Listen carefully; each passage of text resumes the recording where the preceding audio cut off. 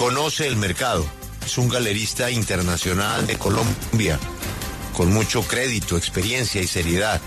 Está en Bogotá, el museo también está en la calle Claudio Coello en Madrid, y él permanentemente está en las principales ferias, reuniones de arte en el mundo.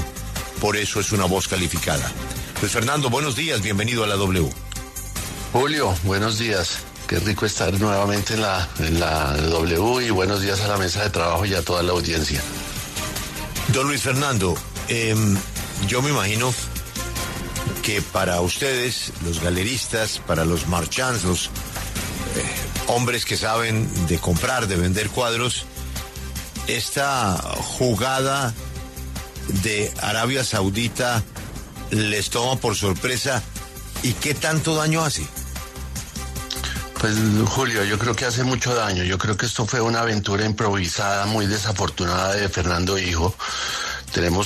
Todos tenemos pleno conocimiento, todos los que estuvimos cerca de Botero, de que Fernando, padre, el maestro, no quería que su hijo estuviera en el mercado secundario.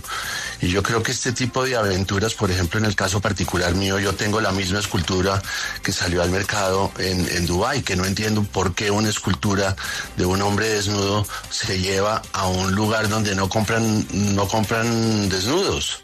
Entonces a mí todo esto me sorprende verdaderamente, y yo creo que afecta el mercado muchísimo, porque el público en general toma como referencia los precios de mercado en futuras ventas. O sea, yo estoy en Ciudad de México, anoche terminó la Feria de México, y vemos como el día de ayer el chisme y el corrido por todos los pasillos de la feria era todo lo que había pasado y cómo se había desvalorizado la obra de Botero. Entonces eso nos perjudica infinitamente a todos. O sea, generalmente lo que sucede en este caso es que los hijos tienen que marginarse del mercado. O sea, entregarle a una galería de prestigio para que manejen el legado de su padre. Pero esto que nos sucedió ayer fue muy perjudicial para todos, especialmente para Fernando padre, que nunca tuvo ninguna intención de presentar obra suya y de exhibir en países donde no se respetaran los derechos humanos. Entonces todo esto es muy sorprendente para todos los que estamos en el medio y los que yo hice mi primera exposición en el colegio cuando tenía 14 años, y desde los 14 años vendo obra de Fernando Botero. O sea, entonces todo esto nos tiene absolutamente desconcertados. A ver, Luis Fernando, acaba de decir usted algo que me parece aún más delicado, porque inclusive hay varias temáticas en la obra de Botero críticas con el tema de derechos humanos.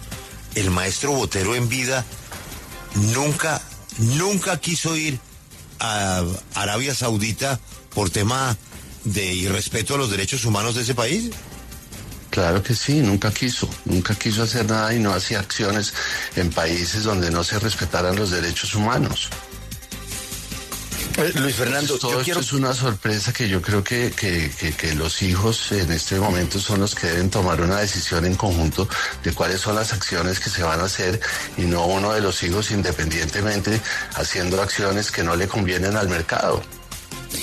¿Cómo funciona, Luis Fernando, el manejo, la administración de las obras remanentes, digámoslo así, de un artista que fallece para tratar de evitar este tipo de disputas o de situaciones familiares que terminan afectando al artista mismo en su memoria y pues también en su valor? ¿Cómo lo han manejado en otros casos a nivel internacional? Pues en la gran mayoría de los casos, y diría que tal vez en un 95% de los casos, las obras que deja un artista, que en términos generales pueden ser muchas, pueden ser pocas, o sea, en el caso de Fernando no sé exactamente cuántos serían, pero él era un hombre muy cuidadoso, él tenía un acervo de obra importante, porque a él le interesaba mucho estas exposiciones como la que se abre el próximo 13 de este mes en Barcelona, el jueves próximo. Entonces, lo que sucede generalmente es que los artistas toman la decisión de que la familia este legado, o lo que se llama en inglés el estate, se lo entreguen a una galería para que la galería lo comercialice de una manera profesional, que es la experiencia que tiene una galería de mover estos legados. Entonces, y hacer una estrategia como lo hizo siempre Fernando. Fernando fue una estrategia maravilloso y con ese cuidado que puso fue como llegó a este reconocimiento mundial, ¿no? Que yo creo que la obra de Botero tal vez es el artista más conocido mundialmente, lo que yo llamo el fenómeno Botero, porque esto es una locura como la gente de todas partes, en todo el mundo, de todos los niveles socioeconómicos reconocen una obra de Fernando Botero. Entonces esto se debe manejar a través de galerías especializadas y profesionales que tienen la experiencia de promover y continuar con el legado de los artistas.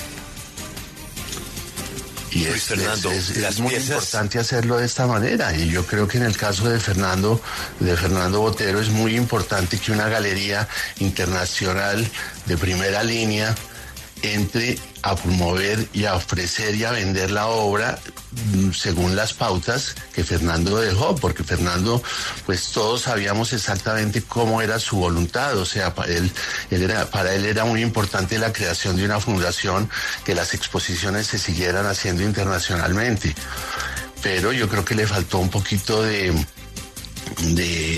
claridad en cuanto a cómo debía de proceder la familia promoviendo su obra, pero lo que él definitivamente no quería era que su hijo Fernando, que tiene el mismo nombre de él, que eso también nos afecta mucho a todos, porque se crea como una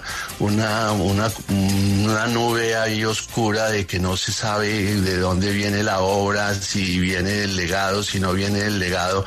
Al tener el mismo nombre del artista, pues es una competencia desleal para todos los que estamos en el mercado.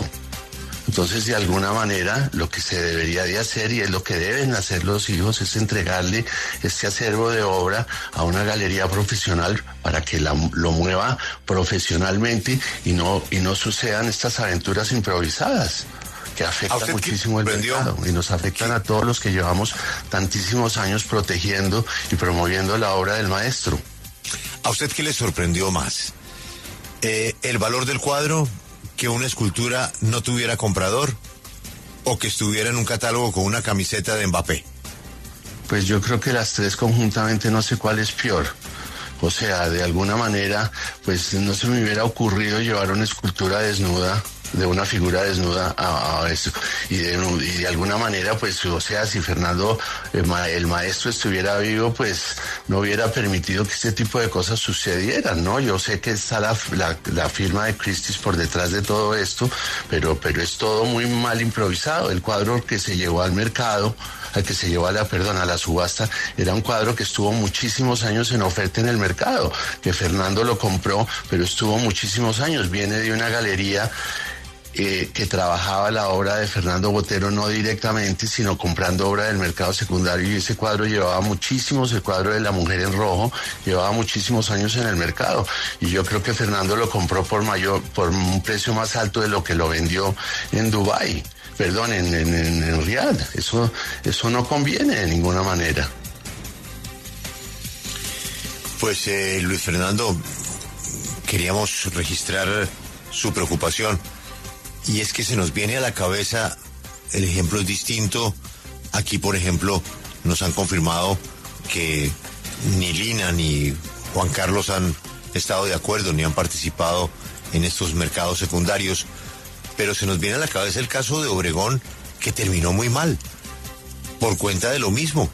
El desorden de los herederos que terminaron con la obra de Obregón, en donde una obra de semejante valor y de semejante legado, pues al final terminó costando 40 y 50 millones de pesos un cuadro de Obregón.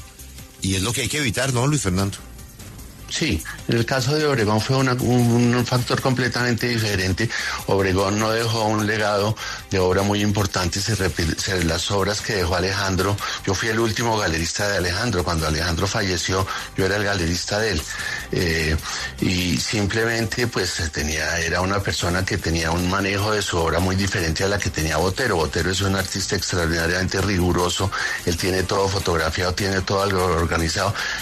Alejandro no, pero esto no afectaba el mercado de Alejandro, porque de alguna manera el mercado de Alejandro era un mercado que estaba en manos de los particulares, y como no hubo un gran legado de obra, un estate, pues no había ningún problema.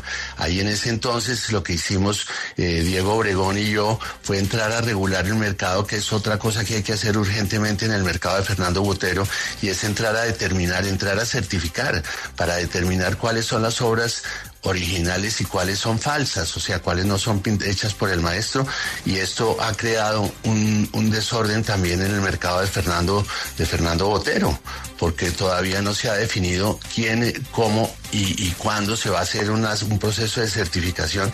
Resulta que vemos infinidad de obras falsas moviéndose por todas partes. Y cuando entramos con Diego Obregón a regular esto, se puso orden y el mercado volvió a coger fuerza, y el mercado de Alejandro hoy es un mercado bastante sólido, con muchísimos jugadores y muchos compradores a nivel internacional. Entonces la obra de Alejandro se ha rescatado, y Alejandro ha tomado fuerza el mercado, y con obras que se han vendido a muy buenos precios. Ojalá que esta alarma sea precisamente para replicar lo que pasó en su momento con el maestro Obregón. Él es Luis Fernando Pradilla, el hombre del museo.